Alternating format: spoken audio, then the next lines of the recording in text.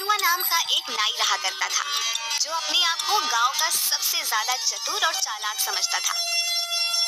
एक दिन वह अपनी दुकान में गांव की मुखिया की शेव करते हुए मुखिया को बहुत गौर से देखे जा रहा था। क्या बात है कनुआ नाई, आज तेरा ध्यान दाढ़ी बनाने पर कम मुझे देखने पर ज्यादा है। कितनी बार कहा है आपसे मुखिया जी कि मुझे सिर्फ कनुआ कहा कीजिए, मेरे नाम के आगे नाई मत लगाया करिए। क्यों, अपने नाम के आगे नाई लगाते हुए तुझे शर्म आती है क्या? ऐसी बात नहीं है मुखिया जी, लोग अपने नाम के आगे अपनी जाति लगाते हैं, अपना पेशा नहीं। अबे ये क्यों नहीं कहता कि तुझे अपने नाम के आगे नाई लगाते हुए शर्म आती है? तू एक नाई है, तेरा बाप भी एक नाई था, यहाँ तक कि मैं तेरे दादा को भी जानता था, वो भी नाई थे। तो एक खानदानी नाई है, इसलिए तेरी पहचान तेरे काम से ही होगी। अगर तुझ में कोई काबिलियत है तो छोड़ दे ये काम और कर कोई और काम, लेकिन अपने काम को लेकर कैसी शर्म। अब आपको क्या बताऊं मुखिया जी, मुझे मेरे इसी पेशे से कितनी परेशानी उठानी पड़ रही है, मैं आपको बता नहीं सकता। कैसी परेशानी? मेरी उम्र 40 वर्ष की हो चुकी है, लेकिन कोई भी लड़की मुझसे विवाह करने के लिए तैयार ही नहीं। हाँ मुझे पता है, क्योंकि तुझे लड़की सुंदर चाहिए, जबकि तूने कभी अपनी शक्ल आईने में नहीं देखी। एक बार मेरे कहने पर अपनी शक्ल आईने में गौर से जरूर देखना। शक्ल का मैं इतना भी बुरा नहीं हूँ मुखिया जी। अगर इतना बुरा नहीं है तो इतना अच्छा भी नहीं है। अब सीधे सीधे बता मुझे, इतनी गौर से क्यों देख रहा था? क्या कहना चाहता है? आपको कैसे पता कि मैं आपसे कुछ बातचीत करना चाहता हूँ?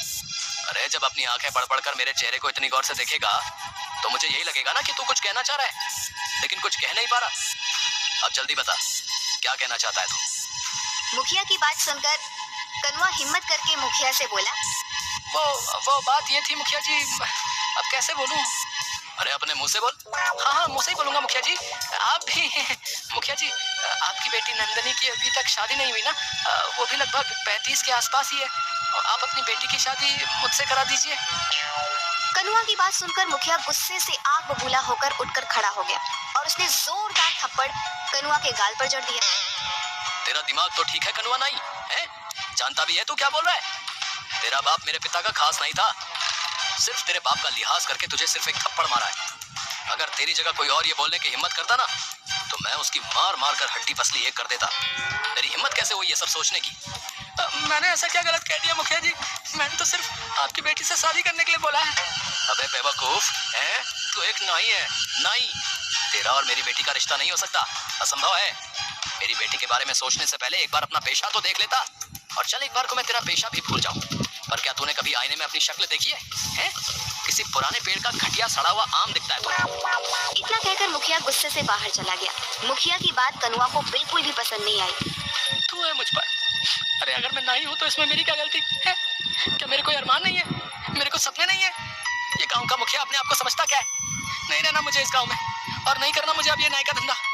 अब तो मैं किसी जमींदार की बेटी से ही विवाह करूंगा, और अब इस गाँव में कुछ बनकर ही लौटूंगा। हाँ। अगले दिन कनुआ ने अपनी नाई की दुकान बंद कर दी और नए धंधे की तलाश में वो दूसरे गांव की ओर चल दिया। वह जंगल के रास्ते में ही था कि तभी उसके कानों में एक साधु की आवाज टकराई। आगे मत जाना बेटा, आगे एक शेर बैठा हुआ है। तुम्हारा दिमाग तो ठीक है साधु, शेर घने जंगलों में होते हैं। मैं कोई मामूली साधु नहीं हूँ, यकीन नहीं आता तो कुछ देर मेरे पास बैठ जा। कनुआ साधु के पास बैठ गया। कुछ ही देर में एक शेर दहाड़ता हुआ आकर उन दोनों को घूरने लगा। साधु जी, ये शेर तो हम दोनों को खा जाएगा, आपने तो मुझे मरवा दिया। चिंता मत कर, जब तक मैं तेरे साथ हूँ शेर तेरा कुछ नहीं करेगा, कुछ देर में चला जाएगा। कुछ देर बाद जंगल की ओर चला गया। आप तो वाकई भाग पहुंचे हुए। साधु रहस्यमयी अंदाज में मुस्कुरा कर बोला, मैं जानता हूँ कि तू एक नाई है, और नाई का धंधा छोड़कर तू दूसरे धंधे की तलाश में दूसरे गांव जा रहा है, ताकि कुछ बनकर अपने गांव लौटे। आप तो अंतर्यामी भी निकले बाबा, मेरी मदद कीजिए। क्या चाहता है तू? मैं बड़ा आदमी बनना चाहता हूँ। मैं चाहता हूँ कि मेरा विवाह किसी बड़े परिवार की कन्या से हो, लेकिन मेरे काम को देखते हुए कोई भी बड़ा परिवार अपनी बेटी का विवाह मुझसे नहीं करता। इसीलिए मैंने अपना गाँव छोड़ दिया, क्योंकि वहाँ सब मुझे नाई नाई बोलकर ही पुकारते हैं, और इसी वजह से मैं 36 वर्ष तक की उम्र में कुंवारा हूँ। ठीक है, मैं तेरी मदद करने के लिए तैयार हूँ, लेकिन मैं तुझे अपनी मायावी शक्ति से धन दौलत तो नहीं दे सकता। मैं आपकी बात का मतलब नहीं समझा। मैं तुझे एक शक्ति दे सकता हूँ। कैसी शक्ति साधु जी? तू जिस किसी भी व्यक्ति को कुछ देर तक गौर से देखेगा तो तू उस व्यक्ति का कुछ देर बाद भविष्य देख लेगा। दूसरों के भविष्य देखने से मुझे क्या फायदा होगा? खुद को बहुत चतुर समझता है ना, तो अपनी चतुराई से इस शक्ति का फायदा उठा ले। मगर याद रखना, अगर तू मेरी दी हुई शक्ति का फायदा अपनी चतुराई से उठाने में कामयाब हो जाता है तो ये कभी मत भूलना कि तेरा अतीत क्या था। क्या मतलब कि तू एक नाई था और हाँ, मेरी दी हुई शक्ति का प्रयोग तो सिर्फ अपने जीवन में 2 बार कर सकता है। इतना कहकर साधु मुस्कुराता हुआ वहां से चला गया। कनुआ वो सुबह से लेकर शाम तक गांव वालों को देखता रहा कि तभी उसकी नजर गांव में बनी एक कोठी पर पड़ी। वो कोठी उस गांव के जमींदार रमेश की थी। रमेश अपनी कोठी के बाहर एक शहरी व्यक्ति से अपनी एक जमीन का सौदा कर रहा था। कनुआ उस जमींदार को गौर से देखने लगा। कुछ देर बाद गौर से देखने के बाद कनुआ की आंखों में चमक आ गई। वह दौड़ता हुआ जमींदार के पास चला गया। इस सौदे को रोक दीजिए जमींदार साहब, ये सौदा आपके लिए सही नहीं है। कौन हो तुम और ये कैसी बातें कर रहे हो तुम? कहीं तुम पागल तो नहीं हो गए? तुम जानते भी हो कि ये सौदा करोड़ों का है। मेरा नाम कनुआ है। मैं कुछ दिन पहले ही विदेश से हिंदुस्तान आया था, मगर ट्रेन में मेरा किसी ने पासपोर्ट, मेरे सारे पैसे सब चुरा लिए। तब से मैं ऐसे ही उस चोर को पकड़ने के लिए भटक रहा हूँ। देखिए, मैं भी एक बहुत बड़ा बिजनेसमैन रहा हूँ और मेरी नजर ये बता रही है कि आपके सामने ये जो व्यक्ति बैठा हुआ है ये धोखेबाज है। कनुआ की बात सुनकर रमेश की आंखों में क्रोध झलकने लगा।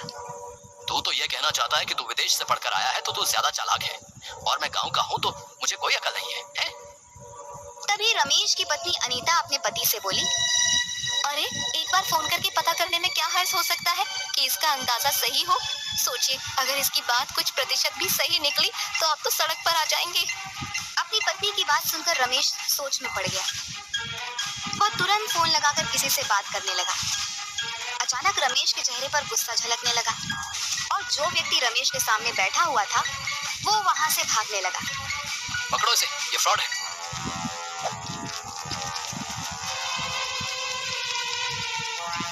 कनुआ ने उस व्यक्ति को तुरंत पकड़ लिया।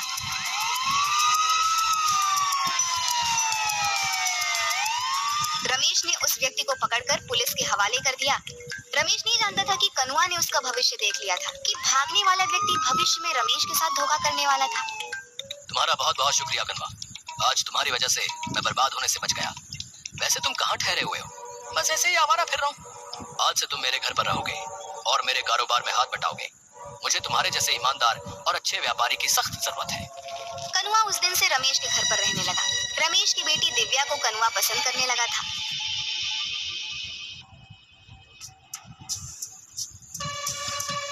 एक दिन रमेश अपनी बेटी के साथ कार से शहर जा रहा था कि तभी कनुआ बोला, कहाँ जा रहे हैं आप?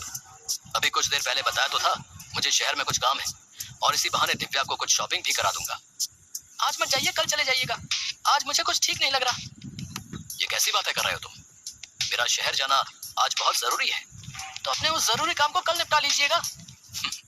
कनुआ, तुम व्यापारी अच्छे हो, लेकिन अब तो तुम ऐसे बातें कर रहे हो जैसे कि तुम फ्यूचर देख सकते हो और तुम्हें पहले से ही आभास हो गया है कि आज मेरे साथ कुछ सही नहीं होने वाला।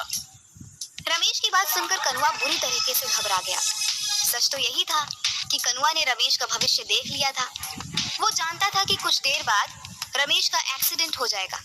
रमेश की पत्नी अनीता रमेश से बोली, आप कनुआ की बात मान क्यों नहीं लेते? अपने जरूरी काम को कल कर लीजिएगा। नहीं अनीता, मेरा आज जाना बहुत जरूरी है।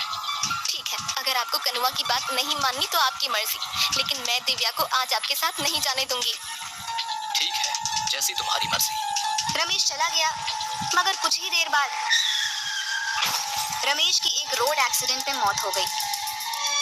दिव्या और अनीता इस दुनिया में अब अकेली रह गई थी। इतने बड़े कारोबार को संभालने वाला कोई नहीं था।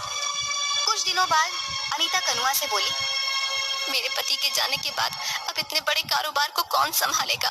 मैंने और मेरे पति ने सोचा था कि सारा का सारा कारोबार दिव्या के पति के हवाले कर देंगे और हम दोनों तीर्थ पर चले जाएंगे, लेकिन वो ये दिन देख न सके। मैं चाहती हूँ कि मेरी बेटी का विवाह तुमसे हो जाए। क्या तुम मेरी बेटी से विवाह करोगे?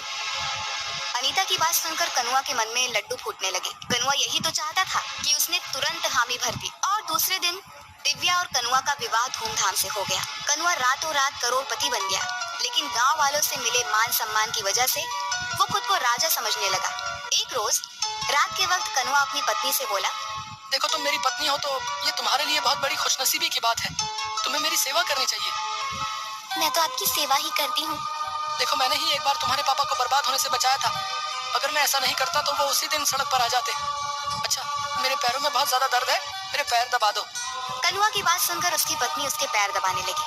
कनुआ लगातार कई घंटों तक अपनी पत्नी से पैर दबवाता रहा। थकान से जैसे ही उसकी पत्नी की आंख झपकी, कनुआ तुरंत बोला, जब तक मैं ना कहूँ तब तक तुम्हें रुकना नहीं है। हाँ, इसके बाद तुम्हें मेरा सर भी दबाना है। उस दिन के बाद कनुआ अपनी पत्नी से रोज रात भर पैर दबवाता। एक रोज दिव्या परेशान होकर अपनी माँ से बोली, इन्होंने तो मेरा जीना हराम कर रखा है।